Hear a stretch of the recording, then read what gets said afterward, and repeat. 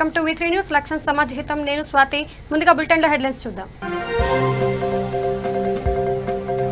జ్యోతిరావు పూలేకు మంత్రి శ్రీనివాస్ గౌడ్ ఘన నివాళి దేశానికి సమాజానికి పూలే అందించిన సేవలు మరువలేనివి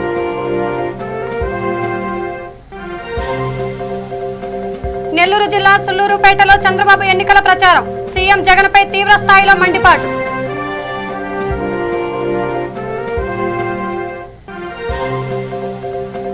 కృష్ణా జిల్లా అనుమంచిపల్లి వద్ద సిమెంట్ లారీలో అక్రమ మద్యం 1766 మద్యం సీసాలు స్వాధీనం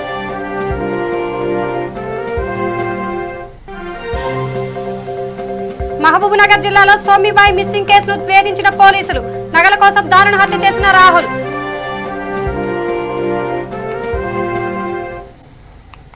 ఇక డీటెయిల్స్ చూస్తే మహబూబ్ నగర్ లో మహాత్మా జ్యోతిరావు పూలే 119వ జయంతి వేడుకలు ఘనంగా నిర్వహించారు.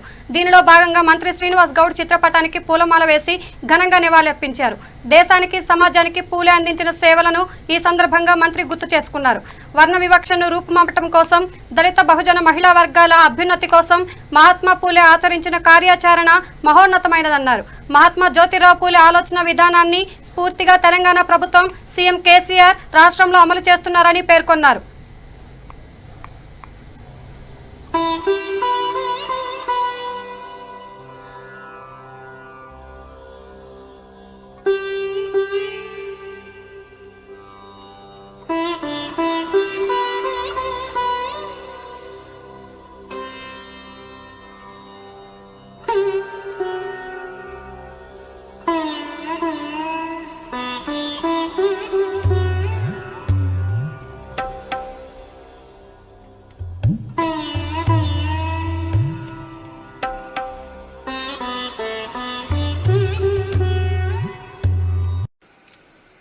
महात्मा ज्योतिबा फुले जोहार जोहार जोहार महात्मा ज्योतिबा फुले जोहार जोहार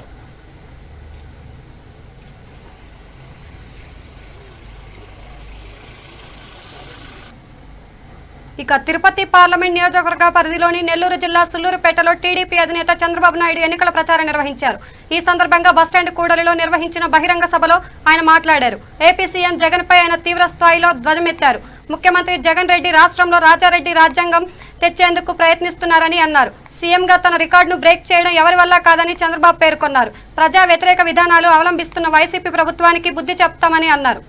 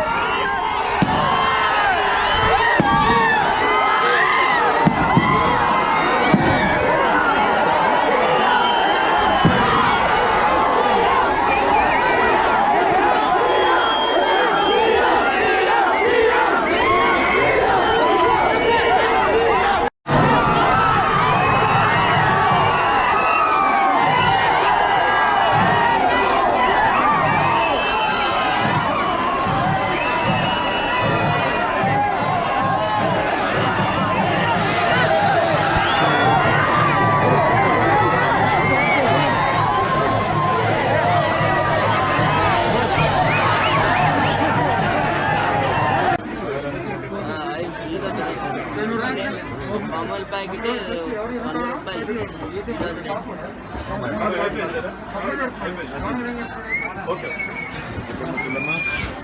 సార్ కొట్టుకోండి.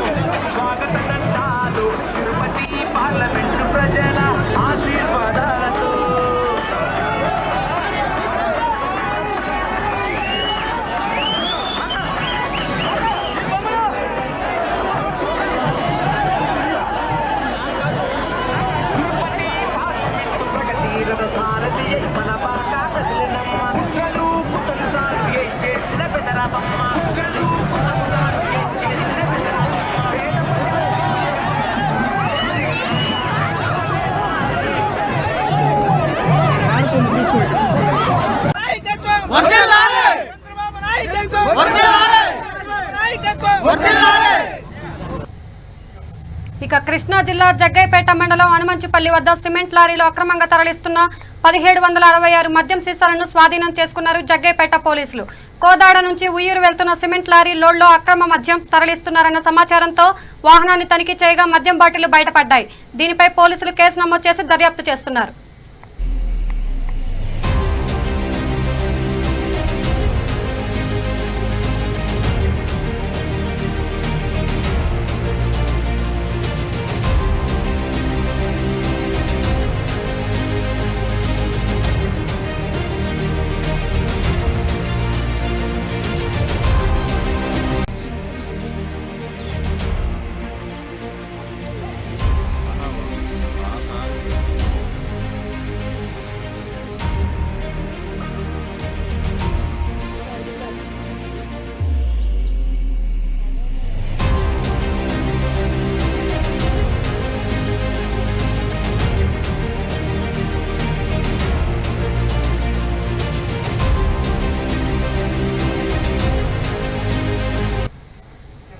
ఇక మహబూబ్నగర్ జిల్లా గండీడ్ మండలంలో ఆముదాలగడ్డ తండాకు చెందిన లావుడ్య సోమిబాయ్ మిస్సింగ్ కేసును పోలీసులు ఛేదించారు.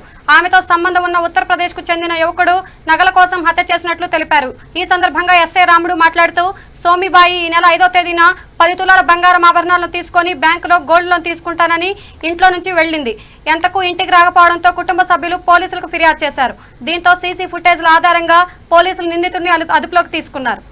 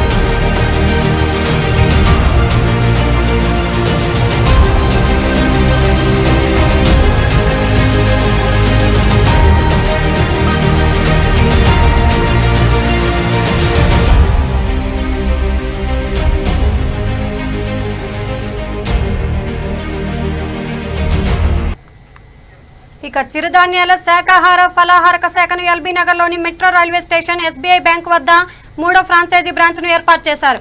ఈ కార్యక్రమంలో ఎల్బీ నగర్ శాసనసభ్యులు దేవిరెడ్డి సుధీర్ రెడ్డి, లింగోజిగూడ మాజీ కార్పొరేటర్ ముద్రబోయిన శ్రీనివాస్ ముఖ్య అతిథులుగా విచ్చేసి ప్రారంభించారు. ఈ సందర్భంగా దేవిరెడ్డి సుధీర్ రెడ్డి మాట్లాడుతూ కరోనా వైరస్ ఎదుర్కోవాలంటే రోగ నిరోధక శక్తిని పెంచుకోవాలని అన్నారు.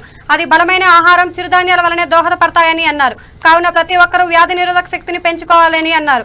ఇందుకోసం చిరుధాన్యాలు వినియోగించుకోవాలని తెలిపారు. అనంతరం మాజీ కార్పొరేటర్ ముద్రబోయిన శ్రీనివాసరావు మాట్లాడుతూ కరోనా ఎదుర్కోవాలంటే వ్యాధి నిరోధక శక్తి తప్పనిసరి అన్నారు. ఈ కార్యక్రమంలో 3వ ఫ్రాంచైజీ నిర్వాహకులు దేవి, లక్ష్మి, ప్రసన్న, బాలు తదితరులు పాల్గొన్నారు. వాస్తవానికి అవి ఫుడ్ గ్రేడ్ ప్లాస్టిక్ బాటిల్స్ అయినప్పటికీ కూడా ఎక్కడ పడితే అక్కడ పారేయకుండా ఉండటం కోసం ఆ బాటిల్ వెనక్కి ఇస్తే మాకు రిటర్న్ ఇస్తాయి. ఎంటీ బాటిల్ 10 రూపాయలు ఎక్కిస్తాము, 10 రూపాయలు అమౌంట్. అది మేము కొట్టి 9 రూపాయలు 8.5 ఎంతో వస్తుంది. అయినప్పుడు కూడా కస్టమర్కి అట్రాక్ట్ చేయడం కోసం 10 రూపాయలు తక్కువ వచ్చినాయా, ఎక్కడో పారేసే బదులు ఇస్తే ఒక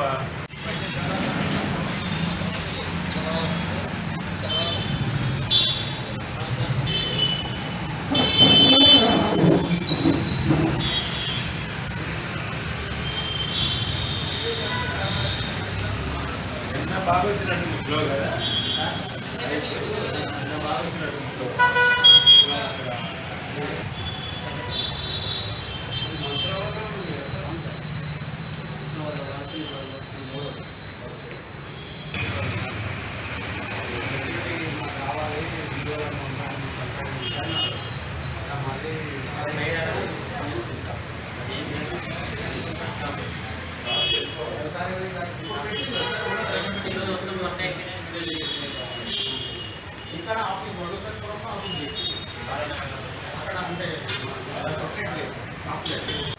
నా పేరు భావన శ్రీనివాస్.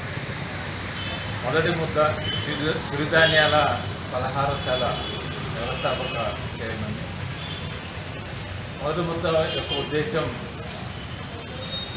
ఆరోగ్యకరమైనటువంటి ఆహారాన్ని రుచితో పాటు అందించాలనేటువంటిదే మొదటి ముద్ద యొక్క లక్ష్యం.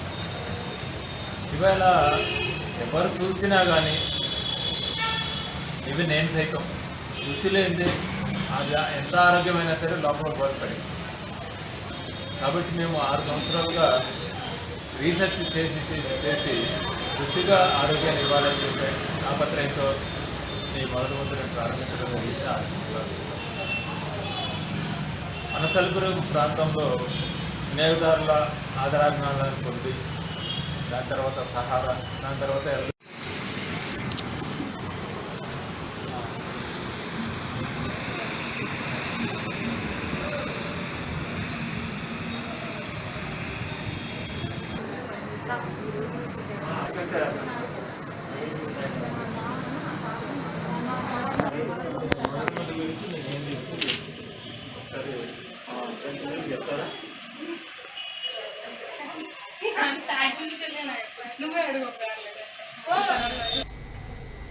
ఇక మండు టెండర్లో మొక్కల రక్షణకు ఉపాధి హామీ అధికారులు సిబ్బందితో కలిసి అన్ని ఏర్పాట్లు చేశామని రుద్రంగి సర్పంచ్ ప్రభులత మనోహర్ అన్నారు.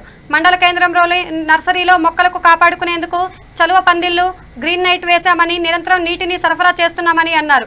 అలాగే గ్రామంలో హరితహారం క్రింద నాటిన మొక్కలకు ప్రతిరోజు నీరందించేందుకు చర్యలు తీసుకుంటామని వారు పేర్కొన్నారు.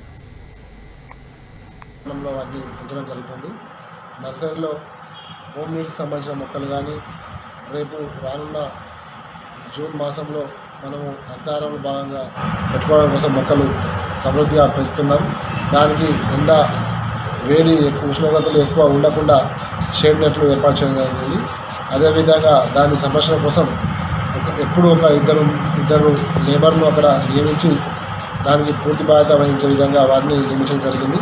అదేవిధంగా రేపు రానున్న రోజుల్లో ప్రజలకు ఏ ఇంటికి ఎవరికి ఏ మొక్కలు అవసరమో వాటిని ఇప్పటి నుంచే ప్లాన్ చేసుకొని వాటిని మన నర్సరీలో అందుబాటులోకి తీసుకొచ్చినాం. కాబట్టి గ్రామ ప్రజలు ఈ అవకాశాన్ని సద్వినియోగం చేసుకొని ఖచ్చితంగా ఇంటింటికల్లా ప్రతి ఇంటింటికి మొక్కలు పెంచుకునే విధంగా చర్యలు తీసుకోవాలని కోరుచున్నాం.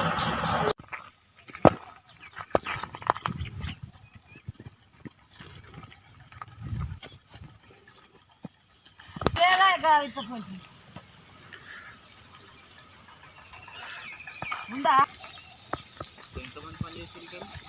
ముగ్గురు ఉన్నారు.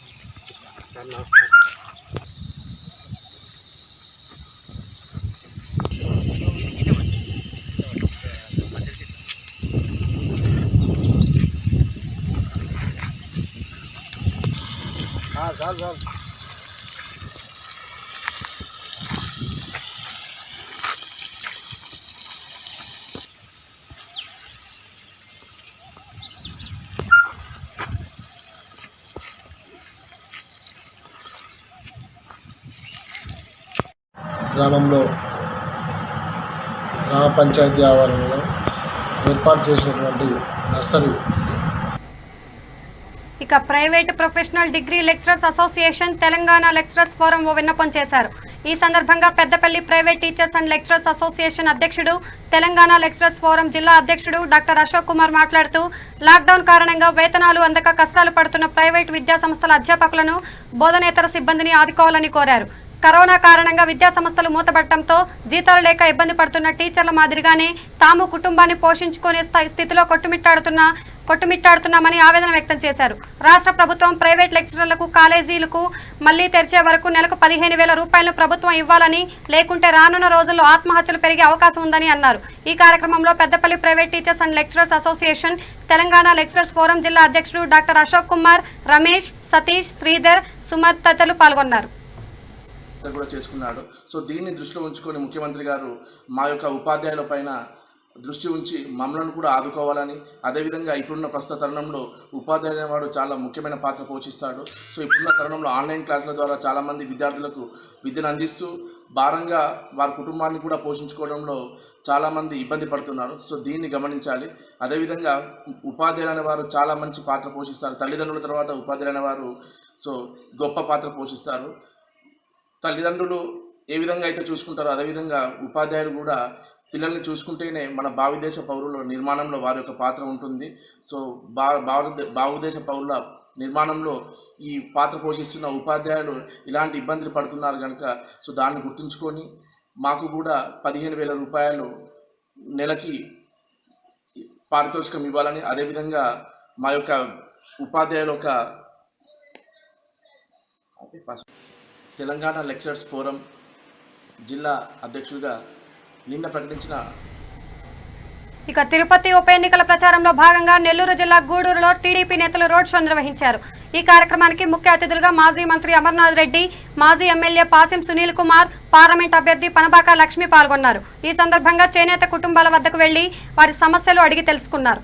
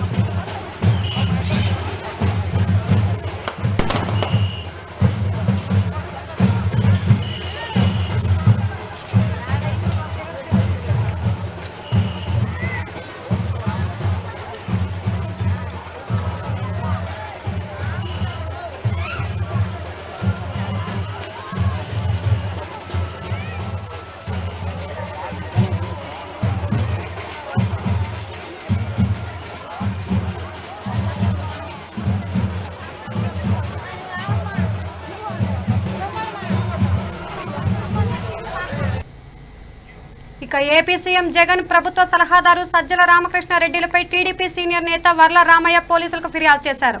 తిరుపతి పార్లమెంటు స్థానం ఉప ఎన్నిక అభ్యర్థి ఆత్మాభిమానం దెబ్బతినేలా ఫోటోలు పెట్టారని మంగళగిరి రూరల్ పోలీస్ స్టేషన్లో ఫిర్యాదు చేశారు. సీఎం జగన్ సజ్జలపై అట్రాసిటీ కేసు నమోదు చేయాలని కోరారు. ఇంతవరకు ఎవరికి తెలియదు.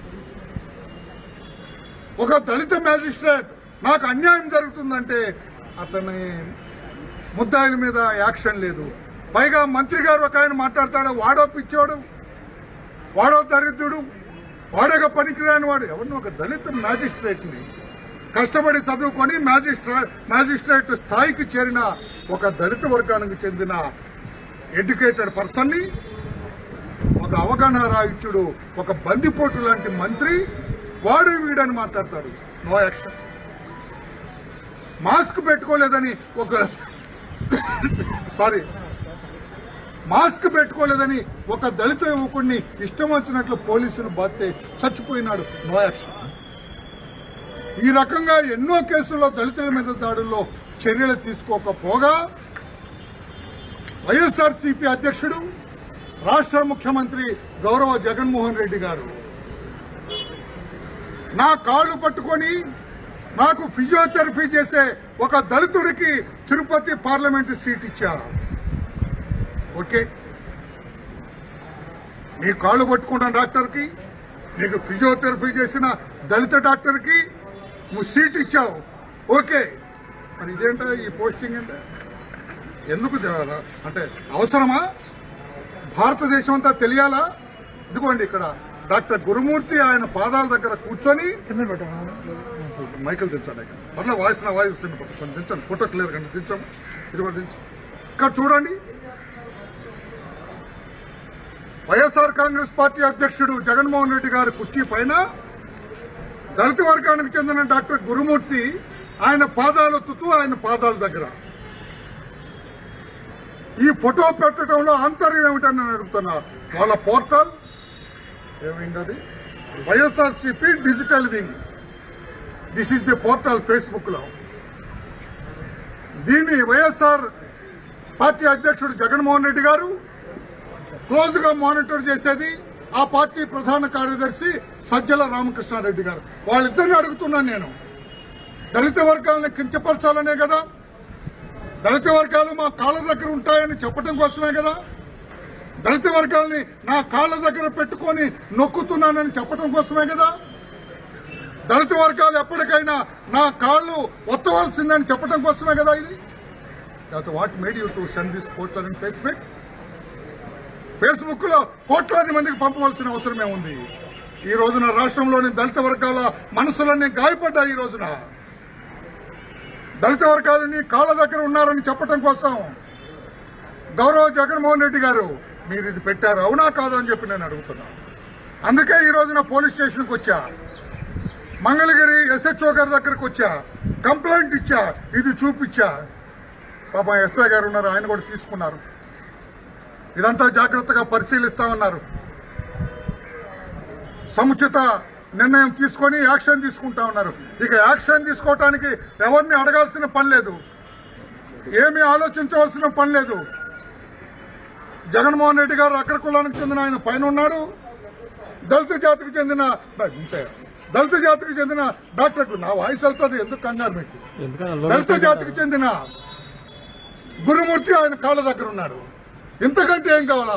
దళిత జాతిని అవమానపరుస్తున్నారని. ఇక రంగారెడ్డి జిల్లా ఫరూక్ నగర్ మండలంలో జ్యోతిరావు పూలే జయంతి వేడుకలు ఘనంగా జరిగాయి. ఈ కార్యక్రమంలో పాల్గొన్న ఎమ్మెల్యే అంజయ్య యాదవ్, అందే బాబయ్య, చైర్మన్ నరేందర్ చిత్రపటానికి పూలమాలలు వేసి నివాళులర్పించారు. దేశానికి సమాజానికి పూలే అందించిన సేవలను కొనియాడారు. వర్ణ వివక్షను రూపుమాపటం కోసం, దళిత బహుజన మహిళా వర్ణాల అభ్యున్నతి కోసం మహాత్మా పూలే ఆచరించిన కార్యాచరణ మహోన్నతమైనదన్నారు. కుల లింగ వివక్షకు తావు లేకుండా విద్యా సమానత్వం ద్వారానే సామాజిక ఆర్థిక సమున్నతికి బాటలు పడతాయనే మహాత్మా పూలే ఆలోచన విధానాన్ని స్ఫూర్తిగా తీసుకొని ప్రతి ఒక్కరూ ముందుకు నడవాలని ఎమ్మెల్యే అంజయ్య యాదవ్ తెలియజేశారు. ఈ కార్యక్రమంలో municipal chairman Narender, vice chairman Nataraj, Chintu తదితరులు పాల్గొన్నారు.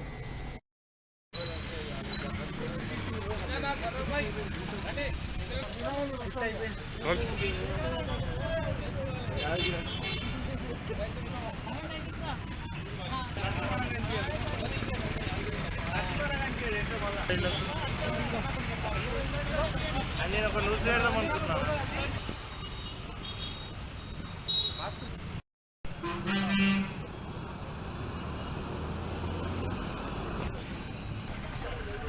కారణ జన్ముడు సమాజంలో జరుగుతున్న అన్యాయాలను అక్రమాలను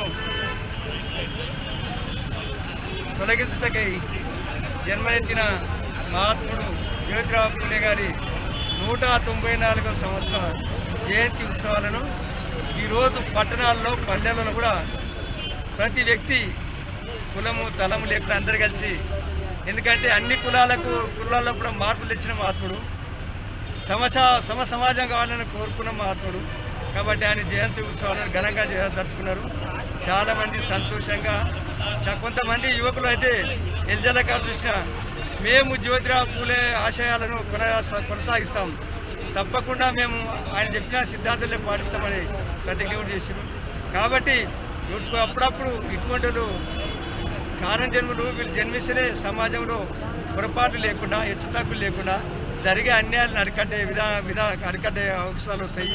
అదేవిధంగా ఆయన జ్యోతిరావు పూలే గారు స్త్రీలు కూడా పైకి రావాలి, పురుషుల్లో సమాన భాగమైన స్త్రీలు కూడా వాళ్ళు గౌరవింపబడాలి, వాళ్ళు మేము ముందుకొస్తేనే బాగుంటారు ఉద్దేశంతో ఇప్పుడైతే వాళ్ళకి ఎడ్యుకేషన్ విద్యా అభ్యాసం లేకుండా అప్పుడు తన భార్యకి చదువు రాకుండా భార్యకు చదువు నేర్పించి ఆమెను టీచర్గా తయారు చేసి అందరికి స్త్రీలకు అన్ని కులస్తులకు అందరికీ కూడా విద్య నేర్పించి ఉంటారు. అప్పుడు ఆయన ఎన్నో ఇబ్బందులు పడ్డాడు. ఎన్ని ఇబ్బందులు పడ్డా ఏమైనా దానికి వాటిని ఎదుర్కొని సమాజానికి సేవ చేసి సమాజంలో ఎంతో మార్పు ఇచ్చిన మహా వ్యక్తి కాబట్టి అదే. బులెటిన్ ముగించే ముందు హెడ్లైన్స్ మరోసారి చూద్దాం. జ్యోతిరావు పూలేకు మంత్రి శ్రీనివాస్ గౌడ్ ఘన నివాళి. దేశానికి సమాజానికి పూలే అందించిన సేవలు మరువలేనివి.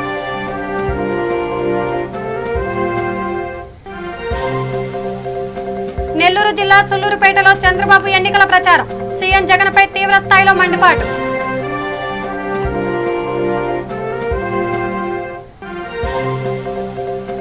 కృష్ణా జిల్లా అనుమంచిపల్లి వద్ద సిమెంట్ లారీలో అక్రమ మద్యం.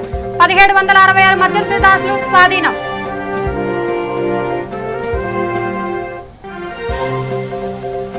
మహబూబ్నగర్ జిల్లాలో సోమిబాయి మిస్సింగ్ కేసును ఛేదించిన పోలీసులు.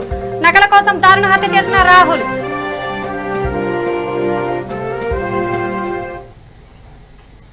ఇవి బులెటిన్ అప్డేట్. చూస్తూనే ఉండండి V3 న్యూస్. లక్ష్యం సమాజ్ హితం.